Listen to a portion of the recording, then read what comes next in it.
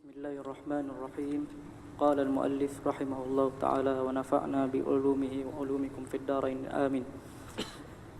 Nombor 4. Jangan bersahabat dengan orang yang tamak dunia.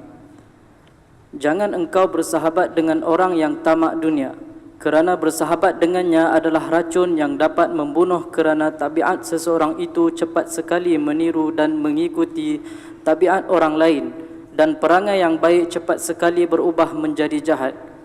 Sekira-kira kita tidak menyedarinya, maka suka sekedudukan dengan orang yang tamak pada dunia akan menambah tamakmu terhadap dunia, dan sebaliknya suka sekedudukan dengan orang yang zuhud akan menambah zuhudmu pada dunia. Yang keempat ini menyentuh tentang menularnya penyakit perangai. Ini penyakit perangai yang tidak baik dapat menular kepada orang yang bersahabat dengan orang yang perangainya tak baik. Seperti mana perangai yang baik juga menular kepada orang yang bersahabat dengan orang yang perangainya baik. Walihada dikatakan man jalasal akhyar husyira ma'al akhyar wa in kana minal asyrar. Imam Al-Haddad berkata, man jalasal akhyar, barang siapa orang yang duduk dengan orang-orang yang baik, Allah akan menanamkan keazaman kepada orang itu untuk cenderung kepada kebaikan.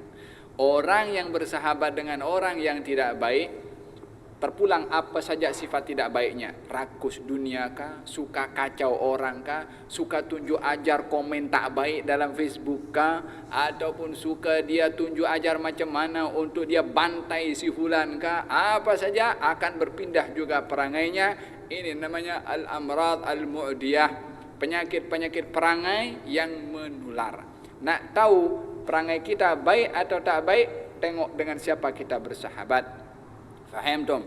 Gal sahabat yang perlu kita dekat dengannya, kata Imam Al-Ghazali mengatakan, jangan kamu bersahabat dengan orang yang rakus dan tamak, supaya kamu tidak tertular penyakit rakus dan tamak.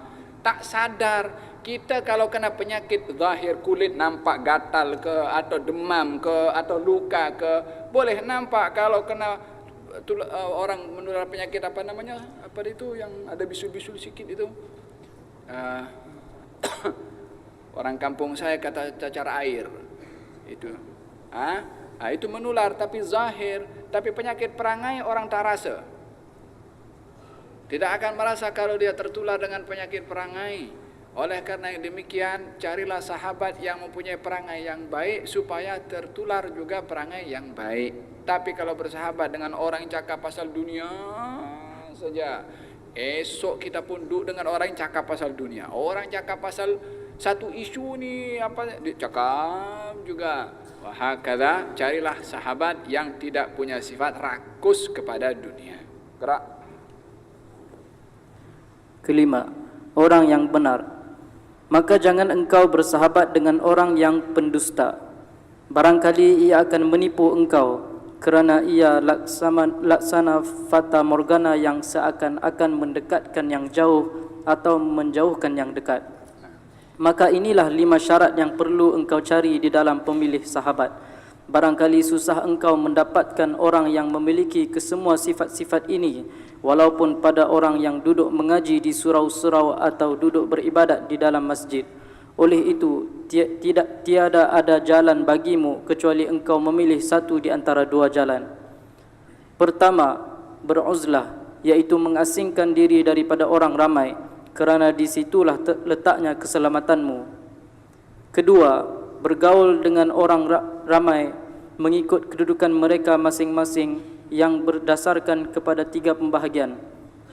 Pertama, saudaramu untuk akhiratmu, maka janganlah engkau perhatikan padanya kecuali hanya hal-hal agama. Kedua, saudaramu untuk duniamu, maka janganlah engkau perhatikan padanya kecuali hanya akhlak yang baik.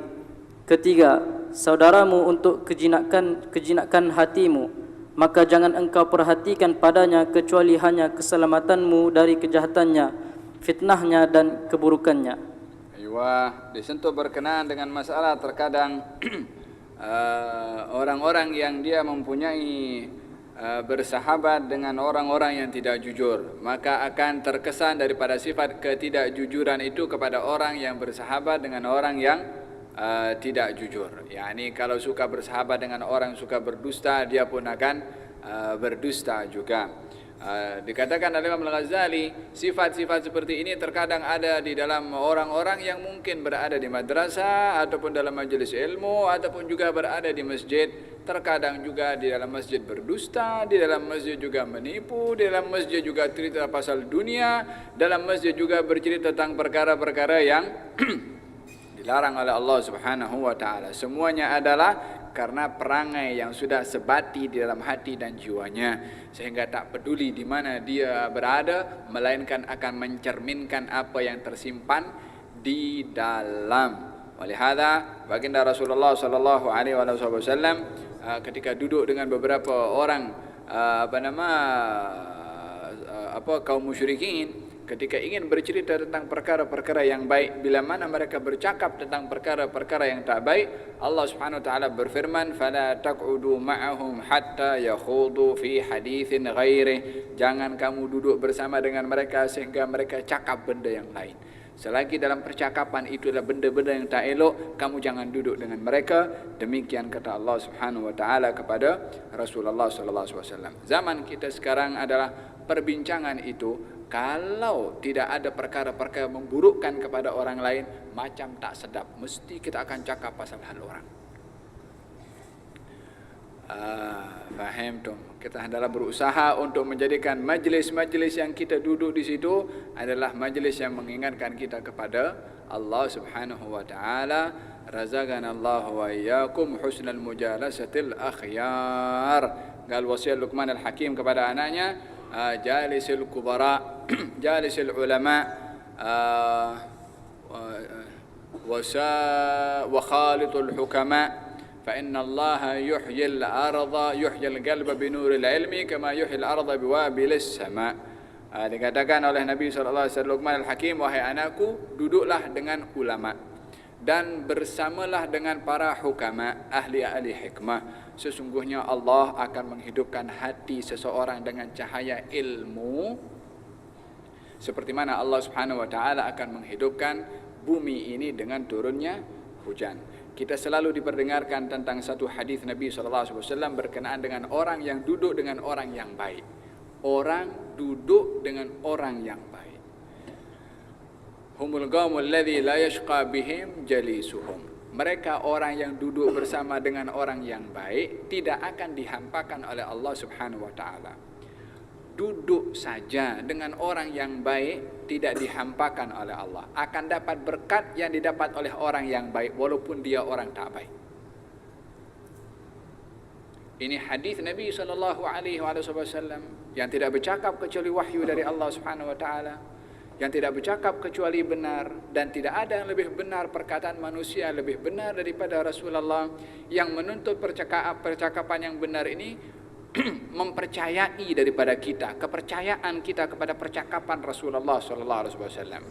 Di hadis tadi dikatakan malaikat itu kembali kepada Allah, ditanya oleh Allah, bagaimana kamu tinggalkan hambaku? Dijawab, mereka sedang berzikir kepadamu wahai Allah.